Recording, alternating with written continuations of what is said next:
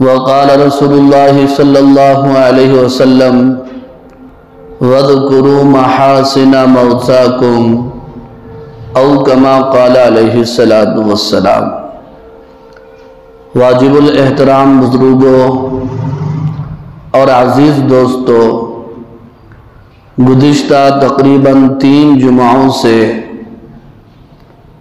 मय्यत के मसाइल बयान किए जा रहे हैं। चुनांचे गुज़िश्ता जुमा मय्यत को नहलाने और मुर्दे को गुस्ल देने का सुन्नत तरीक़ा तफसील के साथ बयान किया गया था, जिसका खुलासा ये था कि मय्यत को गुस्ल देने में ये 4 बातें अगर आदमी याद रख ले तो आसानी और सहूलत है। एक है इस्तिंजा कराना और दूसरा काम है वज़ू कराना। तीसरा काम सर और चेहरे का धोना है।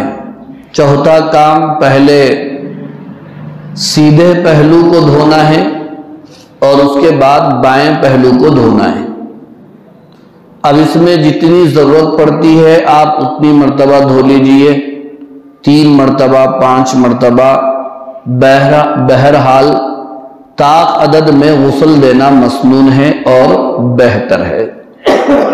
इसकी और भी कई तफसीलात हैं, वो अल्हम्दुलिल्लाह गुज़िश्ता जुमा बयान कर दी गई। अब गुस्ल के तरीक़े को यहाँ पर दोबारा फिर से दोहराया नहीं जा सकता, वक्त कम है। गुस्ल के बाद मुर्दे को मय्यत को कफन देने का मसला होता है। इंशाअल्लाह अज़ीज़ अभी आप हज़रात के सामने मय्यत को मुर्दे को कफन पहनाने का सुन्नत तरीक़ा बताया जाएगा। सुन्नत तरीक़ा मैं इसलिए कह रहा हूँ कि हम अपने मज़हब पर चलते हैं अल्हम्दुलिल्लाह, हम अपने दीन पर चलते हैं अल्हम्दुलिल्लाह, यही हमारी इबादत है, इसी पर हमें अज्र और सवाब दिया जाता है और हम अल्लाह ताला पर ईमान रखते हैं, अल्लाह के रसूल सल्लल्लाहु अलैहि वसल्लम पर ईमान रखते हैं। हम अपने नबी के तरीक़े अपनाते हैं, अपने नबी के तरीक़ों पर चलने का दावा भी करते हैं और अल्हम्दुलिल्लाह चलते भी हैं। और दीन बहुत बड़ी चीज़ है, इसको जो है पैदाइश से मौत तक भी अगर हम सीखेंगे तो कम है, सीखना चाहिए, दीन सीखना चाहिए। और दीन सीखने से मालूमात में इजाफा होता है, अमल में इजाफा होता है और निखार आता है। वरना हाल यह है कि हम कई दिनों से कोई अमल कर रहे हैं, जैसे हम नमाज पढ़ रहे हैं तो हम मुतमईन हैं कि अल्हम्दुलिल्लाह हमको नमाज आती है, नमाज के मसाइल हमें मालूम है। अब हमें कोई चीज सीखने की जरूरत नहीं है नमाज के बारे में, तो ये हमारी गलतफहमी है। आम मुसलमान से लेकर एक आलिम तक, बल्कि मुफ्ती तक भी हमेशा नमाजों के मसाइल का मुताला करते रहा करें, तो हर दिन कोई ना कोई नई बात मालूम होती रहेगी और सही बात मालूम होती रहेगी। वरना हम मुतमईन हैं, एक बरस से कई सालों से हम नमाज़ें अदा कर रहे हैं, जिक्र कर रहे हैं, तिलावत कर रहे हैं और मामलात कर रहे हैं, तिजारत कर रहे हैं, रोज़ा रख रहे हैं, तो हम समझते हैं कि भाई जो मैं कर रहा हूं वो ठीक है, इससे ज्यादा और क्या हो सकता है। यह हमारी गलतफहमी है। हम दीन जितना सीखेंगे उतने ही हमें नए मसाइल का, सही मालूमात का इल्म होता रहेगा और उससे ये होगा हमारे अमल में नूर पैदा होगा और अल्लाह ताला राजी और खुश होंगे, उसके अच्छे समरात मुरत्तब होंगे इंशाअल्लाह। इसलिए बुजुर्गों और अजीज दोस्तों, आप हजरात के सामने मय्यत के अहम मसाइल, मसनून आमाल बयान किए जा रहे हैं, ताकि हम ये चीजें सुन्नत के मुताबिक अंजाम देंगे तो फिर ये चीज हमारी इबादत बन जाएगी, अल्लाह राजी होंगे, अल्लाह ताला खुश हो जाएंगे। और वैसे अगर हम अपने हिसाब से करें, भाई जैसे चला आ रहा है वैसे ही हम भी चलते रहे, तो फिर क्या होगा, वो एक रस्म रिवाज हो जाएगा और वो चीज इबादत नहीं बनेगी। हम अपने आमाल को इबादत बनाना है तो फिर हमें इल्म हासिल करने की जरूरत है। वे आप देख लीजिए कि ये मय्यत को नहलाना, गुस्ल देना और कफन देना, नमाज जनाजा पढ़ना, कब्रिस्तान तक जाना और मय्यत के लिए दुआए मग़फ़िरत करना, मय्यत के लिए कब्र खोदना, ये सारी चीजें दीन हैं और इबादत की चीजें हैं और इस पर सवाब मिलता है। सवाब क्या है? इससे पहले आप हजरात के सामने बयान किया गया कि जो आदमी मुर्दे को गुस्ल दे और उसकी कमजोरियों को छुपाए तो अल्लाह ताला उसके पिछले सारे गुनाह माफ फरमा देते। और जो मय्यत के लिए कब्र खोदे तो उसके लिए ये सवाब की बशारत और खुशखबरी दी गई कि वो ऐसा है जैसा कि उसने किसी मुसलमान को क़ियामत तक के लिए घर बनाकर दे दिया। और मय्यत को कफन देने का कितना बड़ा सवाब है।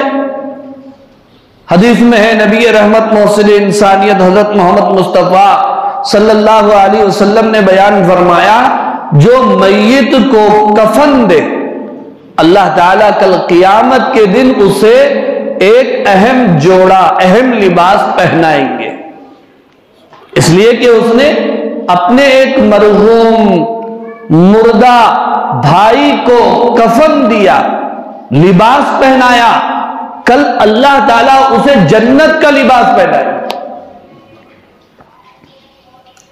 आज हम ऐसी हदीसें ना पढ़ते हैं, ना पढ़ने का शौक रखते हैं, ना पढ़ने का जज्बा रखते हैं, ना इन अहादीस की हमारे नजदीक अहमियत और कीमत है।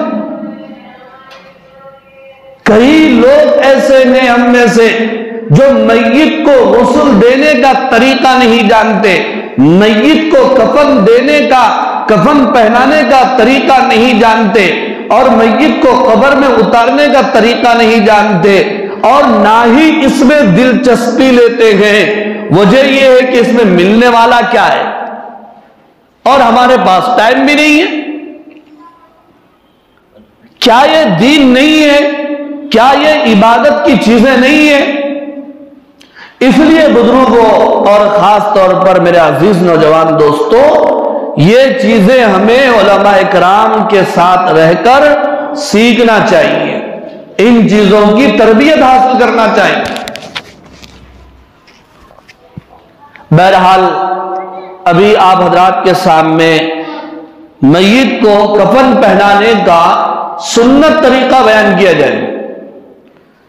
उस तरीके की तफसील ये है कि कफन देना है तो सबसे पहले अगर आपसे हो सके कोई चारपाई यानी पलंग का इंतजाम कर लीजिए। उसके बाद उस चारपाई और पलंग को ताक अदद में यानी 3 मरतबा, 5 मरतबा या 7 मरतबा लोबान की धूनी दीजिए। यह सुन्नत है और काबिल सवाब है। फिर उसके बाद आप उसके ऊपर कफन फैला दीजिए। मर्द और औरत के कफन में थोड़ा सा फर्क है। मर्द के कफन के लिए 3 कपड़े होते हैं और औरत के कफन के लिए 5 कपड़े होते हैं। तो बहरहाल मय्यत अगर मर्द है तो उसके लिए 3 कपड़े हैं। उन 3 कपड़ों का नाम क्या है? पहले कपड़े का नाम है लिफाफा, जिसे चादर भी कहा जाता है, और दूसरा कपड़ा है इजार, जिसे तहबंद कहते हैं, और तीसरा कपड़ा है कमीज, जिसे कफनी कहा जाता है या कुर्ता भी कहते हैं।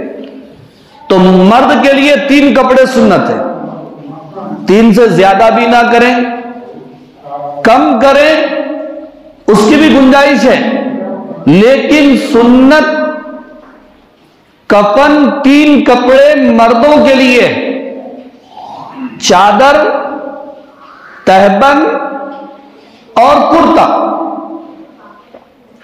चादर कहां से कहां तक हो और उसका साइज क्या हो, तो मालूम होना चाहिए कि मय्यत की जो हाइट है, जो उसकी लंबाई है, उससे 1 हाथ 1.5 हाथ चादर लंबी हो, और उसके बाद इजार यानी तहबंद उसका साइज क्या हो, तो उसका साइज यह है कि तहबंद सर से लेकर पूरा मुकम्मल पांव तक हो। मुझे मालूम हुआ, किसी गुस्ल देने वाले से मैंने पूछा कि इजार और तहबंद का साइज क्या होता है, तो उन्होंने मुझे बताया कि नाभ से लेकर के घुटनों के नीचे तक हम लोग तहबंद रखते हैं गुस्ल देने वाले। तो मैंने कहा कि भाई किताब में, मसाइल की किताब में ये नहीं, मसाइल की किताब में तहबंद और इजार का साइज सर से लेकर पूरा पांव तक है। यही वजह है कि लिफाफे को जो चादर है उसको बड़ी चादर कहते हैं और इजार और तहबंद को छोटी चादर कहते हैं। तो दूसरा कपड़ा तहबंद और इजार का है, और तीसरा कपड़ा वो कमीज है जिसे हम कुर्ता कहते हैं। तो चारपाई को, पलंग को 3, 5 या 7 मरतबा लोबान से धूनी दे दिए, उसके बाद तख्त पर, पलंग के ऊपर सबसे पहले चादर और लिफाफे को बिछाना चाहिए। फिर उसके बाद इजार, जिसे हम तहबंद कहते हैं, उसे बिछाना चाहिए, जो सर से लेकर पांव तक है, गरचे के वो लिफाफे से 1 गज 1.5 गज छोटी होती है। और तीसरा कपड़ा वो कमीज और कुर्ता है, उसे ये कुर्ता गर्दन से लेकर के घुटनों के नीचे पिंडली तक होता है। कुर्ते का साइज कहां से है? गर्दन से लेकर के घुटनों के नीचे पिंडली तक होता है उसका साइज। तो उसको कुर्ता बना ले। कुर्ता उसको दामन नहीं होगा, उसकी आस्तीन नहीं होगी, उसकी कलियां नहीं होंगी। अलबत्ता यह है कि आप उसे आधा आधा करके, जहां बीच में मुर्दे का, मय्यत का सर दाखिल करना हो, वहां पर आप जो है सर की कैंची से काटकर आप उसे सर की जगह वहां पर बना। 3 कपड़े आपने बिछा दिए। पहले आपने चादर बिछाई, फिर उसके ऊपर आपने तहबंद बिछा दिया, फिर उसके ऊपर आपने कुर्ता बिछाया। कुर्ते को बिछाने का तरीका यह है कि आधा नीचे का बिछा दें और ऊपर का जो कुर्ता है उसे आप ना बिछाएं, उसे लपेट कर सर की तरफ रख दें आप। फिर उसके बाद मय्यत को लेकर आए। मय्यत को आपने गुस्ल दे दिया, गुस्ल खत्म हो गया, तो वहां पर जो भी कपड़े हो, किसी भी कपड़े से आप, या कफन का कोई कपड़ा हो वाइट, उससे आप मय्यत को पोंछ दें। फिर किसी कपड़े से आप दूसरे कपड़े से मय्यत को बांध दें। पहला कपड़ा वो तो कच्चा हो गया, भीग गया, उसको निकाल करके हम जैसा पानी नहाने के बाद तुवाल बन लेते हैं, लुंगी बन लेते हैं, वैसे किसी कपड़े से मय्यत के सतर को नाभ से लेकर के घुटनों के नीचे तक बांध दीजिए। उसके बाद आप मय्यत को लेकर आ रहे हैं कफन देने के लिए। तो पहले से आपने कफन मुकम्मल तैयार कर लिया है। उसके मैयत को जो है कफन के ऊपर आहिस्ता से लिटाइए और दिल दिल में आप जिक्र कीजिए या बिस्मिल्लाह व अला मिल्लति रसूलिल्लाह पढ़ लीजिए या कलमा पढ़ते रहिए। बहरहाल गफलत में नहीं होना चाहिए। तो मैयत को आपने किस पर लिटाया? कुर्ते पर आपने लिटाया है। कुर्ते पर लिटाने के बाद आप वो जो कुर्ते का ऊपर का कपड़ा है सर के जानिब लपेट कर आप पहले से रखे हुए हैं, मैयत का सर उसके अंदर दाखिल कर दीजिए। फिर वो ऊपर का कपड़ा आहिस्ता से मैयत के पेट पर से, मैयत की रानों पर से नीचे तक, पिंडली तक कुर्ते को आप पहना दें और फैला दें। तो कुर्ता तो मैयत को पहना दिया आपने। अब नीचे जो लुंगी है जो गुस्ल देने के बाद आपने पहनाया था मैयत को लाने के लिए, तो उसको क्या कीजिए, कुर्ता पहनाने के बाद उसको आहिस्ता से पर्दे का ख्याल करते हुए, सतर का ख्याल करते हुए आहिस्ता से उसको निकाल लीजिए।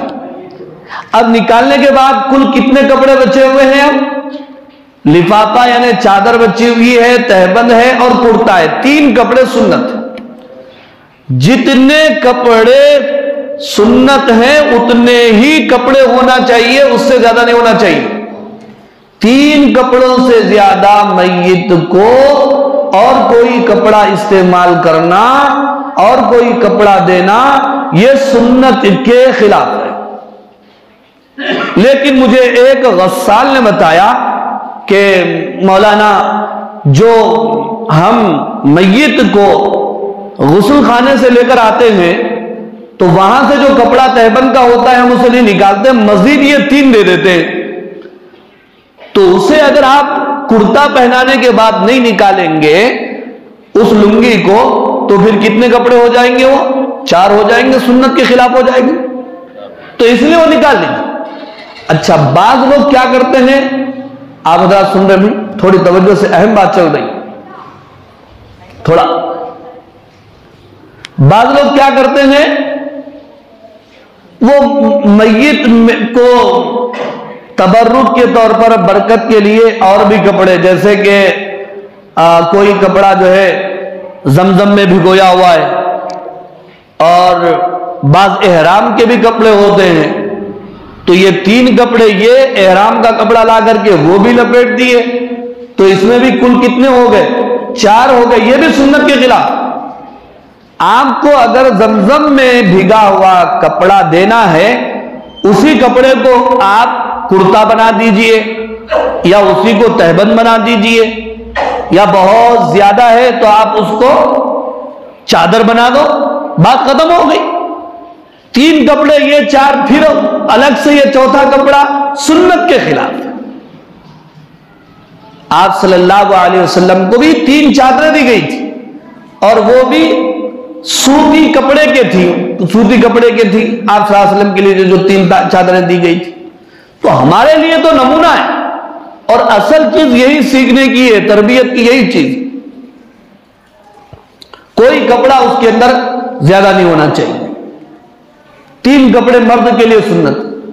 जब आपने कुर्ता पहना करके वो तहबंद जो गुस्ल के बाद आपने दिया था उसे नीचे से आप निकाल लीजिए, पर्दे का एहतमाम करते हुए। तो 3 कपड़े नीचे रखे हुए हैं, कुर्ते के नीचे इजार है, उसके नीचे चादर है। तो सबसे पहले इजार को लपेटना है, मगर किस तरफ से? सीधे तरफ से, उल्टे तरफ से? सीधे तरफ से नहीं हजरत, इसमें जो है उल्टे तरफ से लपेटना है। पहले बाएं तरफ से, फिर उसके बाद सीधे तरफ से। ऐसा क्यों? उसकी वजह उलमा ने यह लिखी है कि जब लपेटते वक्त आप उल्टे तरफ से लपटेंगे, बाद में सीधे तरफ से लपटेंगे, तो पूरा कफन देने के बाद जब आप देखेंगे तो सीधे तरफ का कपड़ा ऊपर आ गया, और यह बेहतर है, सीधे तरफ का कपड़ा ऊपर आना चाहिए। तो कुर्ते के बाद पहले इजार लपेटे सीधे तरफ से, फिर उसके बाएं तरफ से, उल्टे तरफ से, फिर उसके बाद सीधे तरफ से लपटे, फिर उसके बाद चादर उल्टे तरफ से लपटे, फिर उसके बाद सीधे तरफ से लपटे। जब पूरा हो गया तो दोनों तरफ से चादर को गोल फिरा करके 3 चिंदियां लेकर, 3 कतरन लेकर के 3 जगह बांध देना चाहिए, सर की तरफ, पैरों की तरफ और एक बीच में कमर के पास अच्छी तरह से बांध। हां, अलबत्ता इसमें अगर आपने गुस्ल के बाद मय्यत के सर और दाढ़ी में इतर नहीं लगाया तो कफन देते वक्त आप लगा दें, सर में भी और दाढ़ी में भी। इतर कैसे लगाएं? आप इतर की शीशी को अपने हाथ में ले लें, हाथ में डाल लें, ऊंडेल लें, फिर उसको आप मलें 2 मरतबा 3 मरतबा ऊंडेल लें, 2-3 मरतबा मल करके मय्यत के सर के बालों में अच्छी तरह से मल दें और दाढ़ी को मल दें। दाढ़ी ना हो तो ठूडी ही को मल दें, यह सुन्नत तरीका है। और अगर आपने गुस्ल के बाद काफूर अगर मल दिया है, उन हिस्सों पर जो हिस्से, जो आज़ा सजदे में जमीन को लगते हैं, उन आज़ा को, उन हिस्सों को काफूर से मलना चाहिए। गुस्ल के बाद अगर आपने वहां पर मल दिया तो ठीक है, वरना कफन देते वक्त आप मल दीजिए। तो आज़ाए सजदा यानी जिस्म के वो हिस्से जो सजदा करते वक्त जमीन पर लगते हैं, वो कौन से हैं? पेशानी है, नाक है, दोनों हथेलियां हैं। ये कोनिया तो नहीं है, इसको तो उठा के रखना चाहिए सजदे में। बाद लोग बिछा देते हैं, बिछा के बोलते हैं नहीं मुफ्ती साहब मैं ये भी रख तो ना, फिर कैसा? नहीं, ये सजदे में तो उठा के रखना है ना भाई, दोनों हथेलियों को और घुटनों को, और इसी तरह पैर के जो है पैरों को काफुर लगा दीजिए। सुन्नत है काफुर लगाना। इसकी हिकमत उलमा कराम ने यह लिखा है कि काफुर मलने के बाद ये हिस्से जमीन के कीड़े नहीं खाते या खाने में बहुत देर लग जाती है। इस हिफाजत के लिए भी काफुर मला जाता है। काफुर का इस्तेमाल सुन्नत है। अगर किसी मजबूरी की वजह से किसी को काफूर दस्तयाब न हो तो वहां पर आप कोई भी खुशबू लगा सकते हैं। यह तो मर्द को कफन देने का तरीका होगी। और औरतों के लिए क्या है? औरतों के लिए 3 कपड़े नहीं है बल्कि 5 कपड़े। उन कपड़ों के नाम क्या है? एक है चादर, दूसरा कपड़ा है तहबंद, तीसरा कपड़ा है कुर्ता, चौथा कपड़ा है सीनाबंद, 5वां कपड़ा है सरबंद, जिसे ओढ़नी और 2 पट्टा भी कहते हैं। औरतों को कफनाने का भी तरीका तकरीबन यही है कि पहले तख्त को आप 3 मरतबा 5 मरतबा धुनी दे दें, फिर उसके ऊपर आप सबसे पहले चादर को बिछाएं, फिर उसके बाद आप सीनाबंद बिछाएं, फिर उसके बाद इजार बिछाएं, फिर उसके बाद कुर्ता बिछाएं। औरत मय्यत को जो है पहले कुर्ता पहनाया जाए। कुर्ता पहनाने के बाद ये औरत के जो 2 बाल हैं 2 हिस्से करके औरत के सामने हिस्से पर डाल दें। फिर औरत को कफन के यानी कफनी यानी कुर्ते के ऊपर से ओढ़नी सर पर से लेते हुए बालों के ऊपर डाल दें। ये ओढ़नी ओढ़ाने का तरीका है। उसके बाद आप क्या करेंगे? सबसे पहले इजार लपटेंगे, फिर उसके बाद सीनाबंद लपटेंगे, फिर उसके बाद चादर लपेट देंगे और 3 जगह से 3 कतरन लेकर के मय्यत को बांध देंगे। यह बिल्कुल आसान तरीका है। बाज लोग ऐसा है नहलाने के फौरन बाद, और उसमें आसानी भी है, वहीं पर आधा कफन दे देते हैं, ठीक है, बाद में ला करके चादर उड़ा देते हैं, जैसा कि औरतें करती हैं। बाद वक़्त मर्द हजरात को भी किया जा सकता है, कर सकते हैं आप। गुस्ल खाने में ही औरतों को आमतौर पर तहबंद और सीनाबंद और इसी तरह कुर्ता भी वही पहनाया जाता है। सिर्फ चादर बाहर रखी जाती है, चादर और ओढ़नी बाहर ला करके भी आप पहना सकते हैं आसानी के साथ। यह सुन्नत तरीका है। अब उसके बाद जहां तक बात है सुरमा लगाने की, जहां तक बात है नाखून काटने की, जहां तक बात है कंघी करने की, तो यह बात अच्छी तरह से सुन लीजिए कि सुरमा लगाना भी दुरुस्त नहीं है और कंघी भी नहीं की जाएगी। और इसी तरह जो दूसरी गैर जरूरी चीजें हैं, ऐसी कोई चीज किताबों में लिखी हुई नहीं है। फिर बसा औकात कफन में क्या अबीर डालते हैं, वो भी साबित नहीं। अगर किताब में वो चीजें मिलती तो मैं आपको बता देता। तलाशे बिस्यार के बाद, खूब मुताले के बाद भी वो चीजें नहीं मिली। वरना आमतौर पर लोग करते हैं कि वो अबीर डाल दिए, यानी पीठ के नीचे भी डालते हैं, सीने पर भी डालते हैं, और वो अबीर डाल करके कलमा लिखते हैं।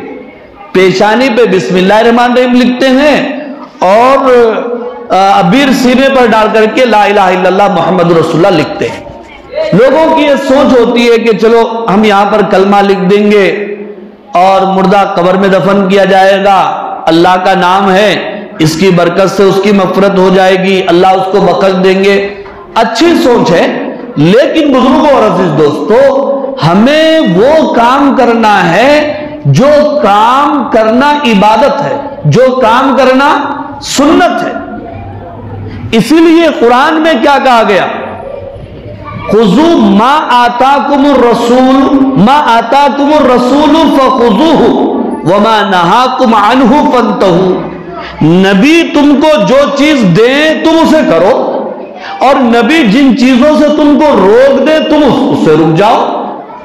अगर नबी ने किया होता, सहाबा ने किया होता, औलिया इकराम ने किया होता तो हम भी जरूर करते, लेकिन इस चीज का सबूत नहीं है तो हम क्यों करेंगे। अब चाहे जाहिर में कितने ही फायदे नजर आए उसके, हम नहीं करेंगे उसको। हम तो उतना ही करेंगे जितना हमें शरीयत में बताया गया। बल्कि बाद बड़े उलमा इकराम ने बड़ी अहम बात लिखी है कि हम अबीर डाल दिए, उसके ऊपर बिस्मिल्लाहिर्रहमानिर्रहीम लिखो या उसके ऊपर ला इलाहा इल्लल्लाह मुहम्मद रसूलुल्लाह लिखो। जब मुर्दे को हम कब्र में दफन कर देते हैं तो आप देखिए उसके मुर्दे के ऊपर हम मिट्टी डालते हैं, यानी कि कलमा दुनिया में बुलंद करने के लिए है या गड़ा खोद के मिट्टी डाल के दफन करने के लिए? बुलंद करना चाहिए उसे।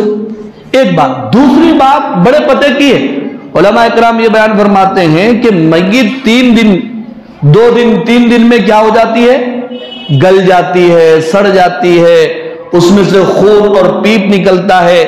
हम यहां पर अरबी में कलमा लिख दिए ला इलाहा इल्लल्लाह, तो मय्यत गल गई, सड़ गई, तो वो कलमा खून और पीप में मिल गया, तो ये बेहतरामी नहीं है?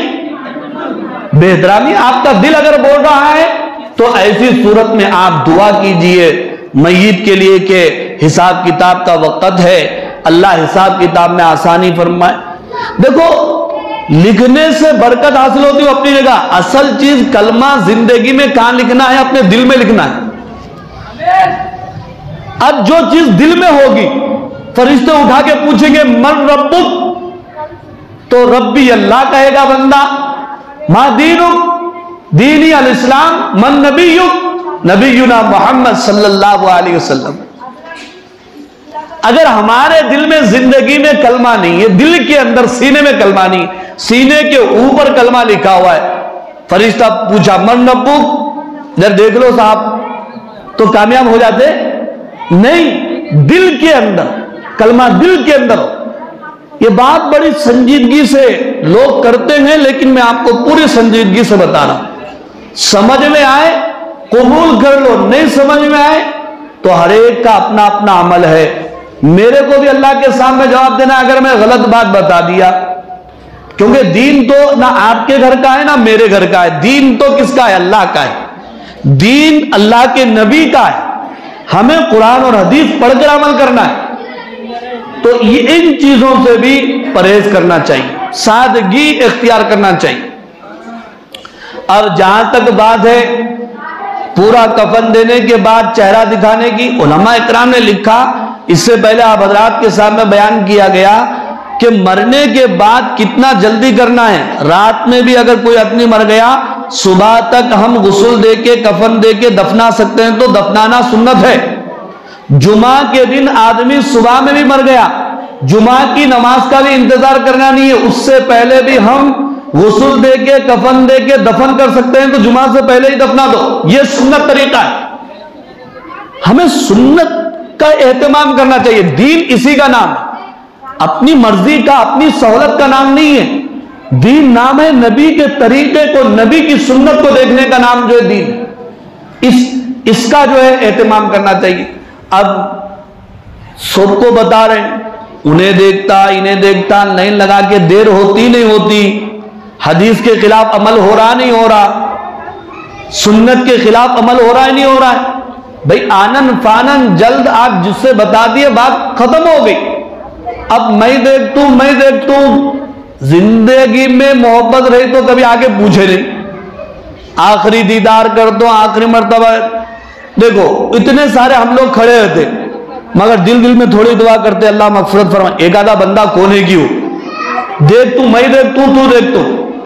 किताब में मसला लिखा हुआ है, गुस्ल देते वक्त और मय्यत को कफन देते वक्त कम से कम लोग होना चाहिए, कम से कम लोग होना चाहिए। उसकी वजह उलमा ने यह बयान फरमाई कि अगर मय्यत का कोई ऐब जाहिर हो गया, क्योंकि बसा औकात अजाब का असर गुस्ल से कफन से भी शुरू हो जाता, तो ऐसी कोई कमजोरी नजर आ गई, कोई ऐब की बात नजर आई, तो ज्यादा चर्चा भी नहीं होना। कम लोग रहेंगे चर्चा नहीं होगा, ज्यादा लोग रहेंगे चर्चा हो जाए।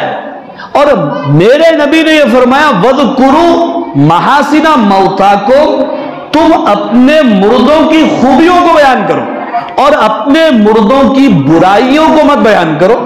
सुन्नत तरीका, कम से कम लोग देखें, कम से कम लोग गुस्ल देते वक्त रहें, आसानी के साथ मसला हल हो जाए। अब उसके बाद जनाजे को कैसे उठाना है,